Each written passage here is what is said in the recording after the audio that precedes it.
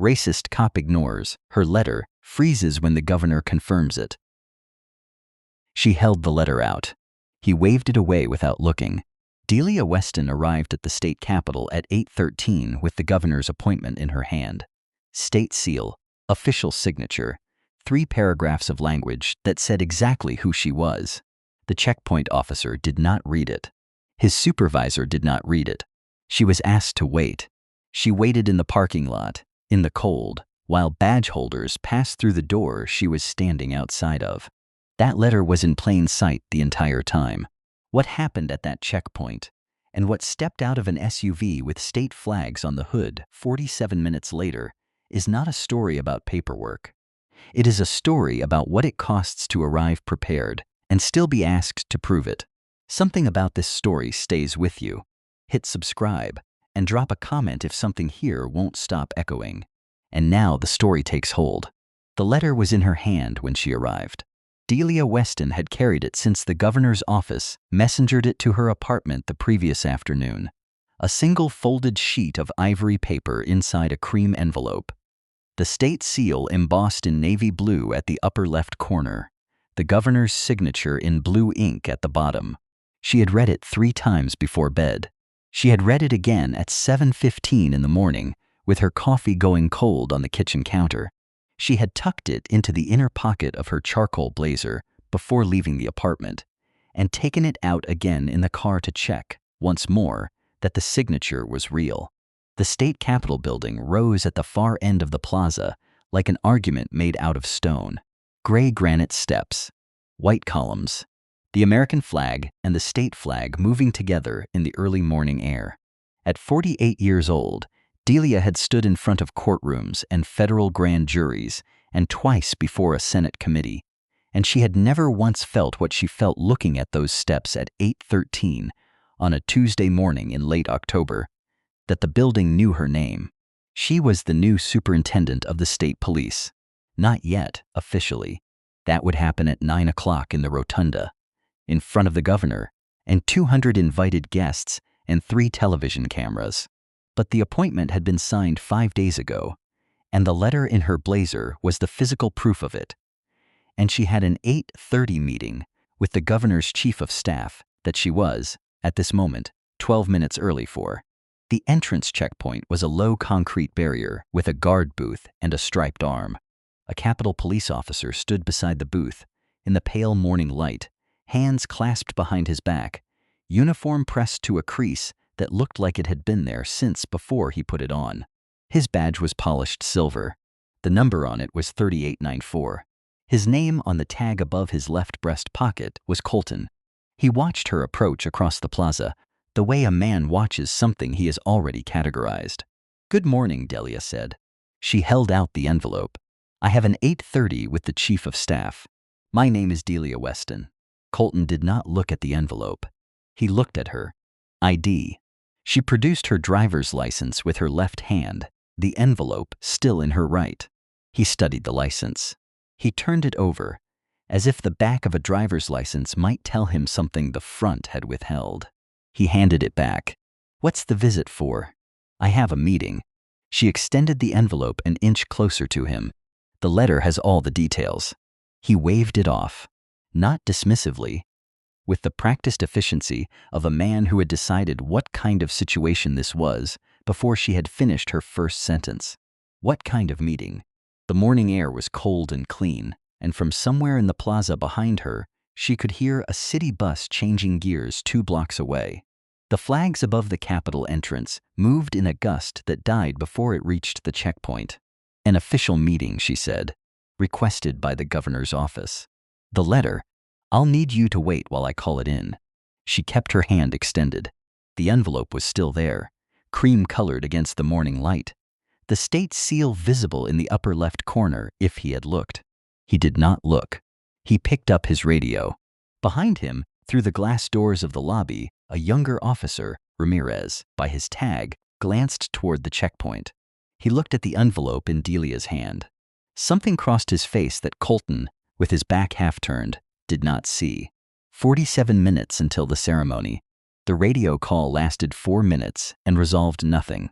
Colton had spoken to someone in the building's interior security office, and that someone had said they would check, and that check had produced the information that yes, there was a scheduled visitor named Weston at 8:30, but that the purpose of the visit had been logged under a code designation that the interior security officer could not access from his terminal. He would need to escalate. He would get back to them. Colton lowered the radio and looked at Delia with the expression of a man whose instincts had just been confirmed by a bureaucratic delay that he had mistaken for evidence. "There's a verification issue," he said. "There isn't." She held out the envelope again. "This letter will tell you everything you need. It's on Governor's office letterhead. I can't verify a document I haven't been authorized to accept." Delia looked at him. She let the silence sit for a moment, not hostile, not pleading, just the careful silence of someone giving a situation the space to correct itself. It did not correct itself. "Is there a supervisor I can speak with?" she asked. "Sergeant Marsh is on premises. He'll be notified once verification comes through. I'd like to speak with him now. He's occupied." Colton looked past her toward the plaza, where two staffers in lanyards were approaching the checkpoint from a different angle. He held up a hand to them. One moment. Then he looked back at Delia with the practiced, formal patience of a man who had learned to perform process as a substitution for procedure. "If you'll step to the side, ma'am." There was no place to step to. There was the checkpoint barrier, the guard booth, and the open plaza behind her.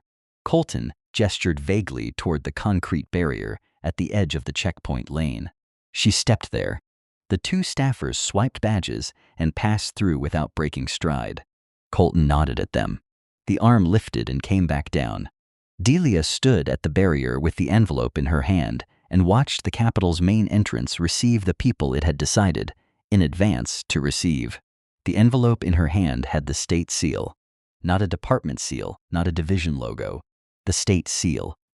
The same one on the Capitol letterhead, on the governor's formal correspondence, on the documents that changed what a person was officially allowed to do in this state. Colton hadn't looked at it for 1 second. The two staffers who'd passed through glanced at her and didn't slow down. 43 minutes. Inside the lobby, the young officer, Ramirez, had moved to a position closer to the glass. He was not on a radio. He was watching the checkpoint with an expression that was careful and still, and not quite as incurious as his posture suggested. A black town car with state plates moved slowly through the plaza behind Delia, heading toward the reserved parking section on the Capitol's east side. She did not turn to look. Colton watched it briefly and then looked back at his radio, which had not yet produced the callback he was waiting for. The morning light was flat and gray, and even the kind of light that made everything look equally consequential. Delia's appointment letter was still in her hand, and the building it entitled her to enter was 40 feet behind the man who had not read it. She had been standing at the barrier for 11 minutes. Sergeant Dale Marsh arrived at the checkpoint at 8:27. He was a large man, thick through the chest, with close-cropped gray hair, and the deliberate, unhurried stride of someone who had learned that arriving too quickly to anything makes it your problem. He looked at Delia once, a quick, comprehensive scan, and then looked at Colton with the expression of a supervisor who has come outside specifically to not be surprised by anything he found there. "What's the situation?" he said. He said it to Colton, not to Delia. Colton briefed him. "Visitor without valid appointment documentation, pending verification from interior security. Procedure followed." He used the word procedure twice in 4 sentences. Marsh listened. He nodded once. He looked at Delia. "Ma'am, we're working to get this cleared up." "I have a letter," Delia said. She held it out. Marsh looked at it the way a man looks at something that exists in a category he is already assigned. "Document that will need to wait for proper channels." He did not take it.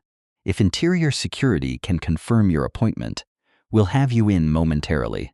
"Interior security can't confirm it because the visit was logged under a code designation," Delia said.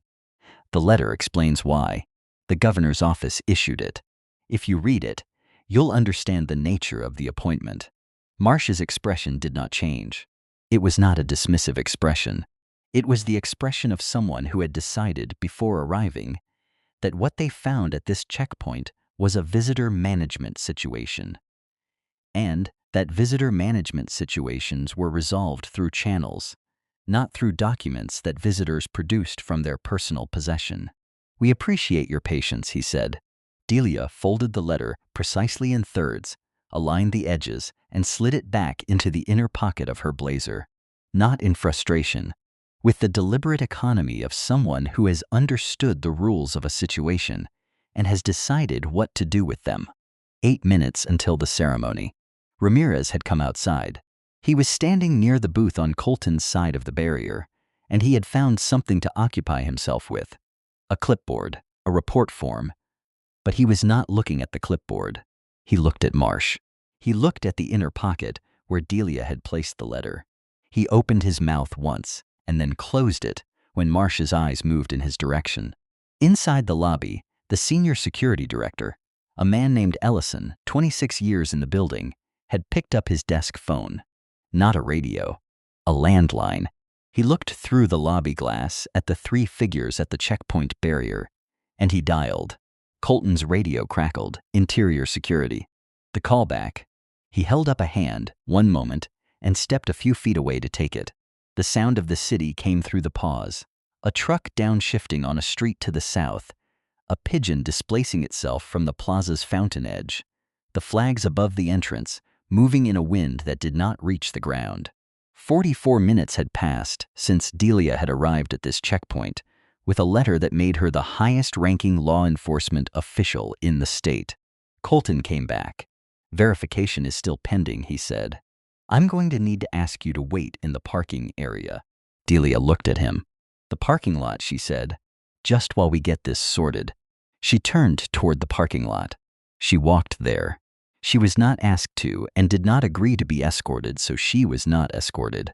She stood on the concrete surface of the visitors section, beside a gray sedan, and watched the Capitol entrance from 60 feet away, and put her hand in her blazer pocket against the folded letter. The parking lot was exposed in the way only government parking lots manage to be in the morning. The kind of emptiness that makes a single person standing in it look like a mistake in the composition of a photograph. Delia stood beside the gray sedan and looked at the Capitol entrance and felt the weight of the letter in her pocket and did not touch it. She had a phone in her other pocket. She had the number for the governor's chief of staff, a woman named Lynn Parrish, who had texted her at 7:02 that morning with the words, "Looking forward to this. The building is ready." Delia had not responded yet, because responding would have required putting something into words, and she had been waiting for the situation to produce words that were accurate. It was now 8:31. She was 1 minute past her scheduled meeting and standing in a government parking lot that she would be responsible for in 72 hours on the other side of a ceremony that had not yet happened.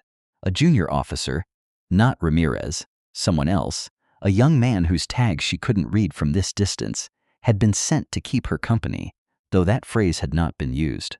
He stood 12 feet to her left, close enough to be technically present and far enough to be technically not guarding her. He had said nothing. She had said nothing. She took out her phone and typed a message to Lynn Parrish, running a few minutes behind. Checkpoint delay. She sent it. She put the phone away. Inside the booth, Colton had returned to his radio. Marsh had gone back into the lobby. The callback from interior security had apparently produced another layer of verification that required Marsh's in-person involvement. The junior officer held his position. Ramirez had disappeared from view. Here was what Delia was thinking. Standing in the parking lot at 8:32, with the appointment letter folded in thirds in her blazer, she was thinking about the 17 women who had applied for this position before her. Not about herself. About them, specifically about the 2 who had withdrawn their applications after the public nomination process began, and about the letters they had received afterward, official and appreciative, thanking them for their service. She knew both of them. She had trained under one and tried a case against the other, and both of them were better lawyers than most of the people who had never been asked to apply. She was also thinking about the anchor moment in any proceeding, the single object that doesn't move, that sits at the center of every decision that gets made around it, that everyone can see but nobody with the relevant authority has yet acknowledged. In a courtroom, it was usually evidence. In a negotiation, it was usually a number. In a parking lot at 8:32 in the morning, it was an envelope in her blazer pocket. The junior officer shifted his weight. Ramirez was visible again, now through the Capitol's main lobby glass.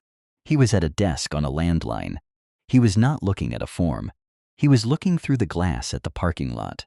A wind came off the plaza and moved across the concrete surface, and Delia turned her collar up once, with one hand, without moving her feet. 41 minutes until the scheduled ceremony start. A black SUV with state government plates had turned into the Capitol driveway and slowed near the entrance checkpoint. Colton had stepped out to wave it through. He spoke to the driver briefly, nodded, and the SUV passed inside. Delia watched it. She had not been offered a place to sit. She had been told to wait. Those were two different instructions, and she had received only one of them. She waited. Her phone buzzed. Lynn Parrish, what kind of delay? Are you still outside? Delia typed back, still at the checkpoint. Verification issue. 3 dots appeared. Then, I'm coming down. Delia put the phone away. She looked toward the entrance. Colton was back at the booth. The junior officer had been joined by a second officer, this one older, who stood with his arms folded and looked at the parking lot with the expression of a man waiting to be needed. It was 8:41, 19 minutes until the ceremony. A car she recognized pulled into the visitor lot, a state government sedan, blue-gray, the kind issued to senior staff. Lynn Parrish stepped out.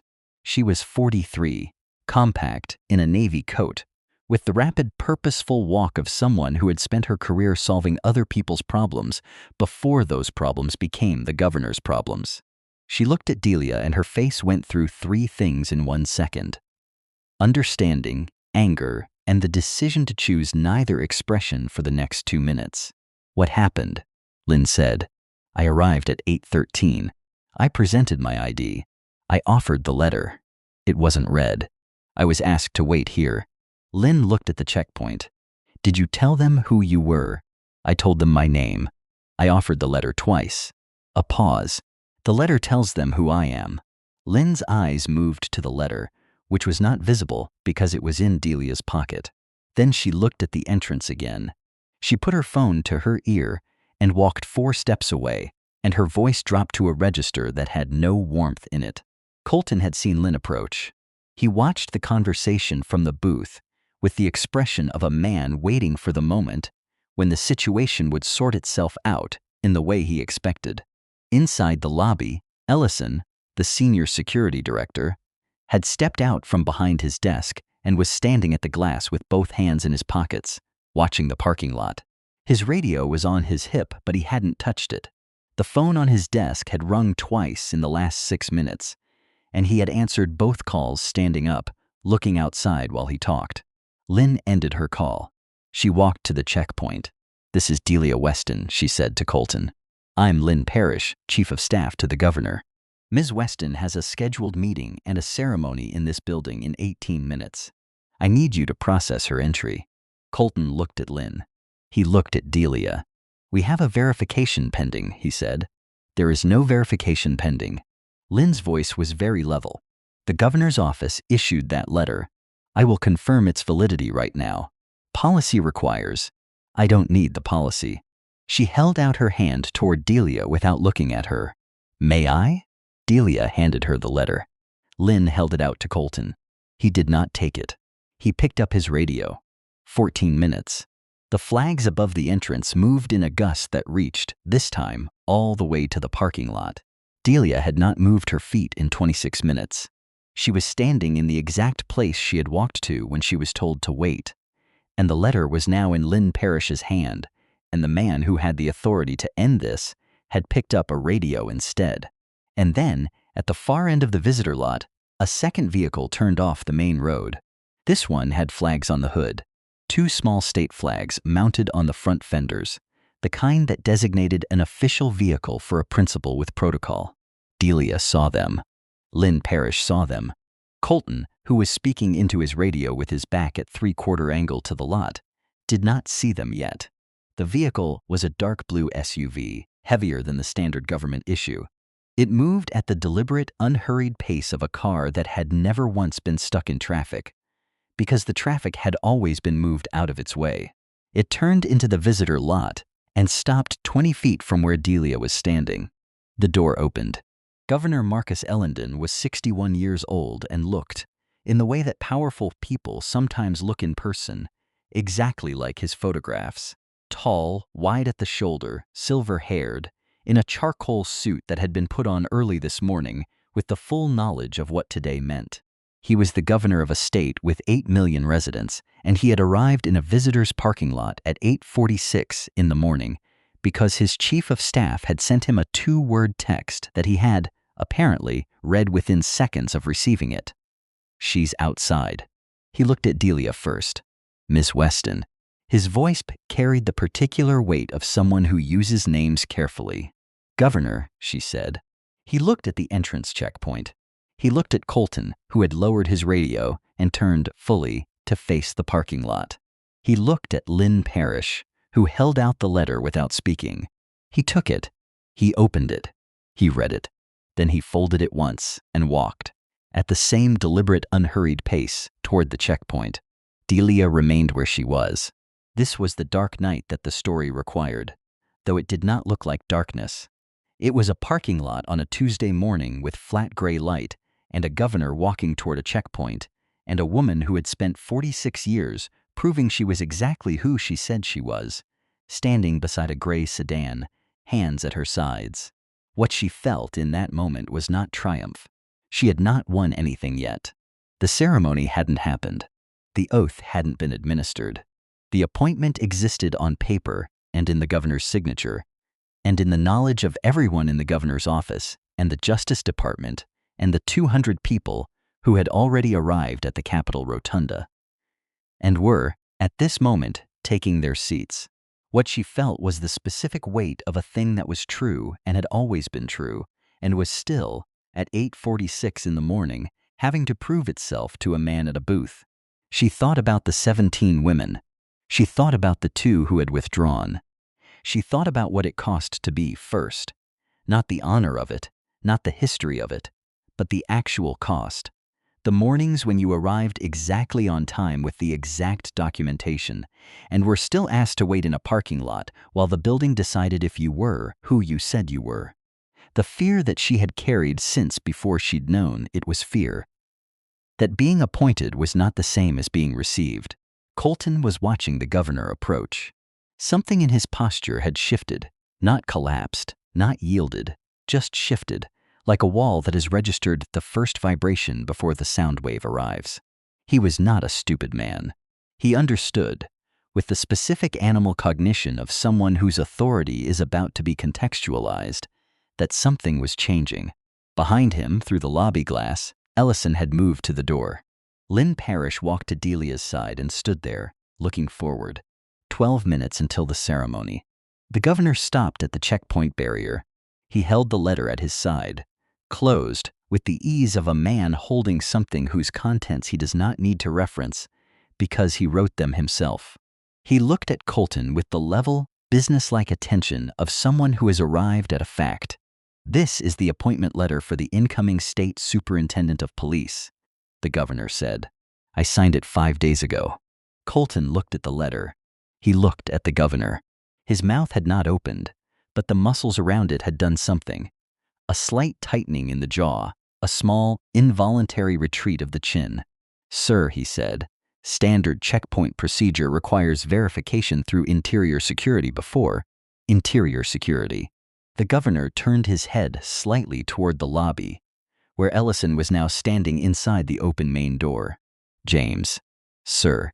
Ellison stepped outside. "Has your office received the appointment documentation for today's ceremony?" A pause of less than 2 seconds. "Yes, sir. 3 days ago." The governor turned back to Colton. He held the letter out. Colton took it. He opened it. He read it. Not slowly, the way he might have read it at 8:13, when it was offered to him from a woman's hand and he had waved it away.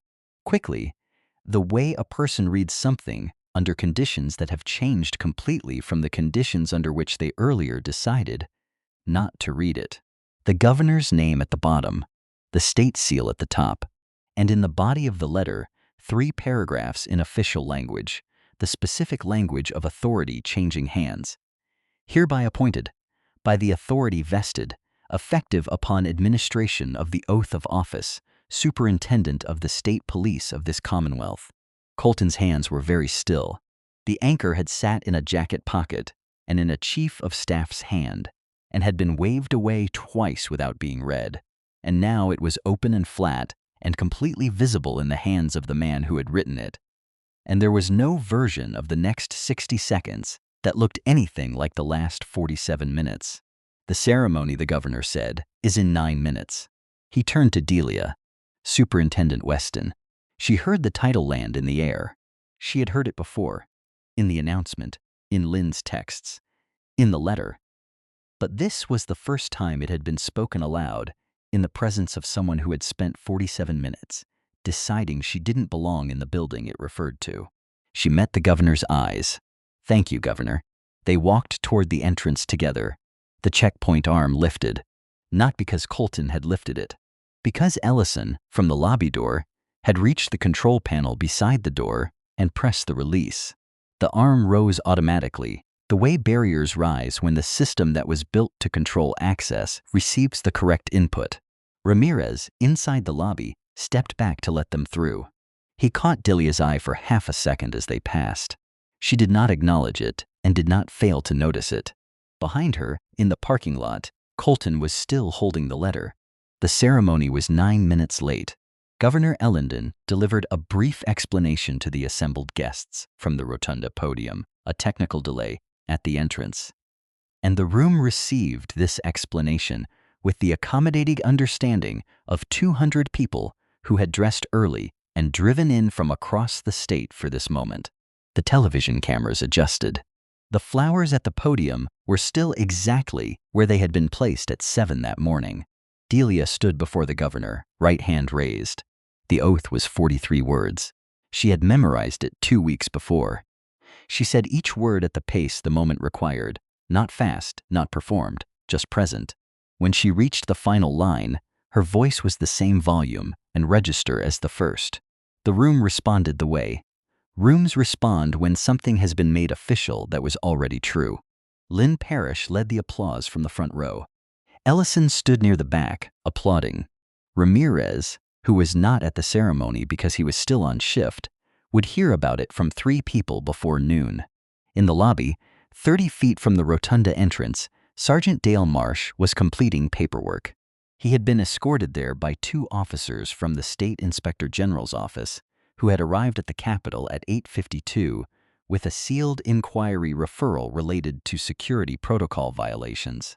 The referral had been filed that morning at 8:44, 6 minutes before the governor had arrived in the parking lot, by James Ellison, who had spent 26 minutes watching through lobby glass and had decided at 8:44 that he had waited long enough. Marsh did not appear at the ceremony. He would not be present for the press availability afterward, and by the following Monday, his transfer request, which he had not filed, would be processed by personnel, and the records of the morning security log would be part of an inspector general's review that would take 11 weeks to complete. This was the false resolution. Delia standing at the podium receiving a handshake from the governor while the room celebrated, while Marsh sat with paperwork in the lobby, while Colton remained at the checkpoint with the letter still in his hand. For approximately 4 minutes, it looked like completion. Then the cameras moved outside for the walkout photo, and the pool reporter from the State News Service, a 29-year-old named Tanya Osei, who had been at the Capitol since 6 a.m., stepped forward with her recorder. "Superintendent Weston, can you speak to reports that you were detained at the entrance checkpoint this morning prior to the ceremony?" The word detained moved through the assembled guests and staff the way a stone moves through water, concentric, quiet, immediate. The governor was 4 feet away. He did not move toward Delia or away from her. He waited. This was the second gavel. Not the oath, but this moment. The appointment had been made official. The ceremony had concluded.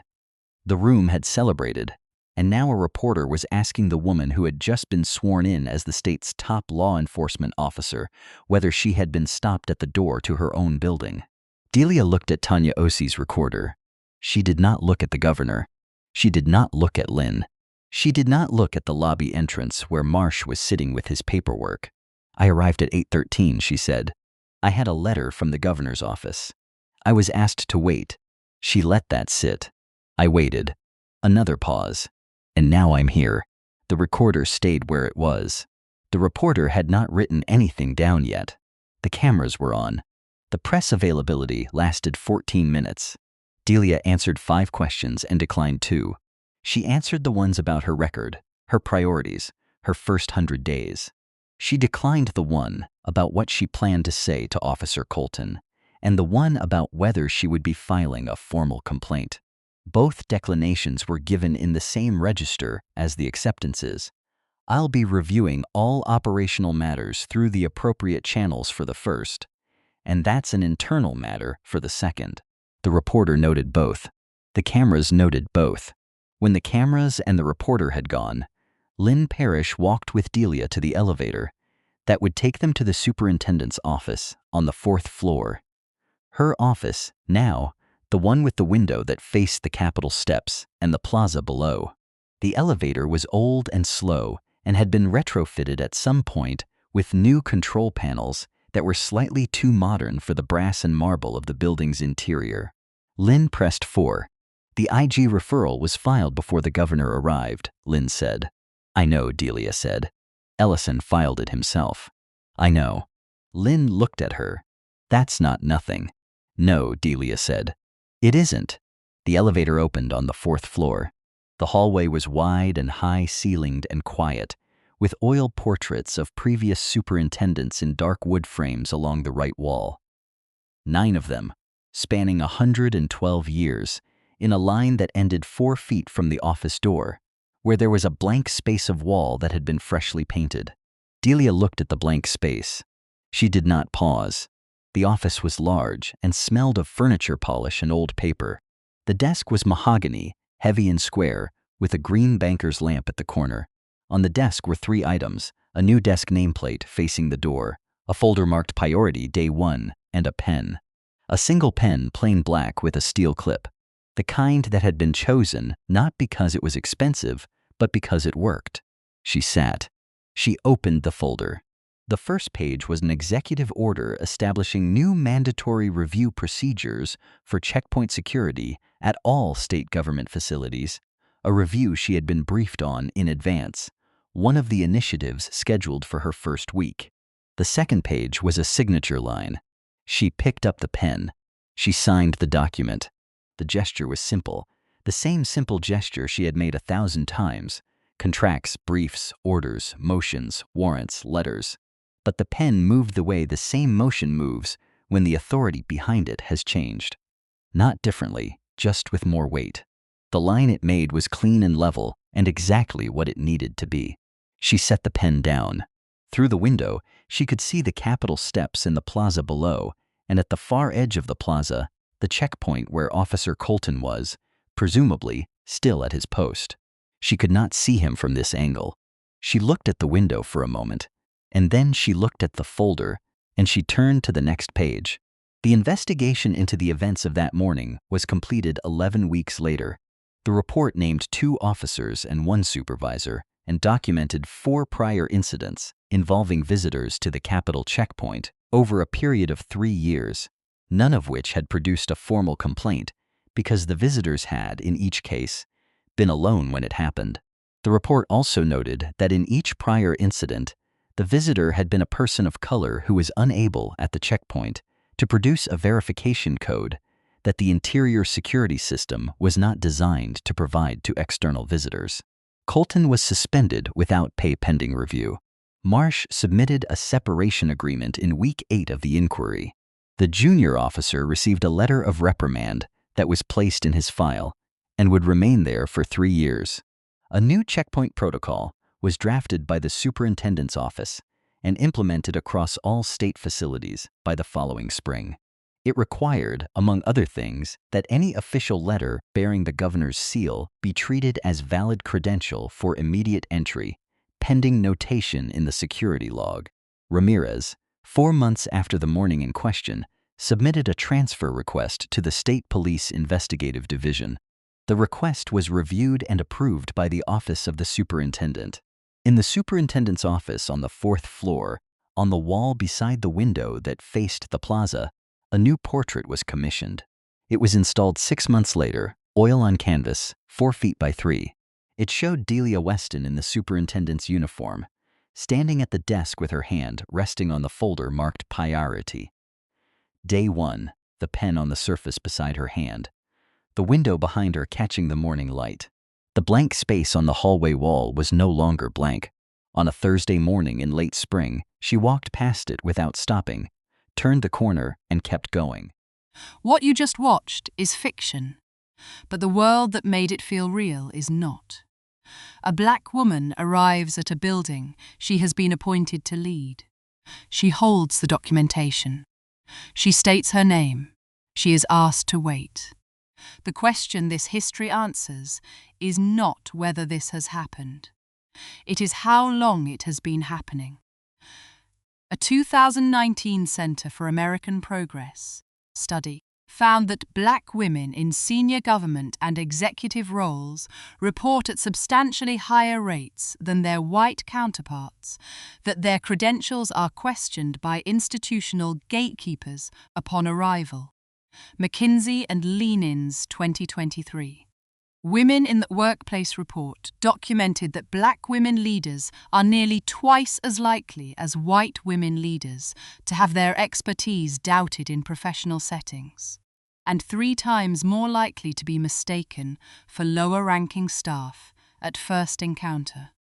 At every level of American public life, from courtrooms to state houses to corporate headquarters, the research documents the same structural pattern. The higher the position, the more frequently the person holding it is asked to prove, again, that the position is real. The roots run long. When Shirley Chisholm ran for president in 1972, the first black candidate and first woman to seek the Democratic Party's nomination, she was excluded from nationally televised debates until a federal court intervened.